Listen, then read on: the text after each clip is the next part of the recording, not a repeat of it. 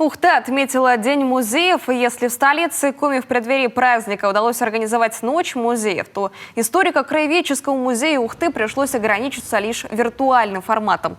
Впрочем, это не повод унывать, отмечают хранители. Главное событие этого года у Ухтинского музея впереди, в августе, в канун Дня Республики. Сейчас местные музейщики заняты подготовкой. Совсем скоро комплекс пополнится долгожданным выставочным залом, где вовсю идут ремонтные работы.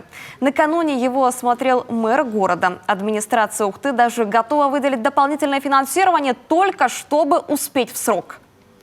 Было дополнительно принято решение выделить деньги. И на сегодняшний день по тем сметам, которые ими составлены для того, чтобы ее запустить, деньги полностью выделены. Если вдруг появится опять дополнительная работа, как и в прошлом году, то, естественно, в резерве есть, мы еще дополнительные деньги дадим.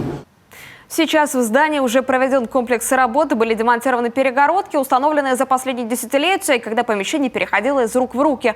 Заменены полы, электропроводка, установлены пластиковые окна, выровнены стены, отреставрирована лепнина. Все это с сохранением исторического облика помещения, которому уже более 70 лет.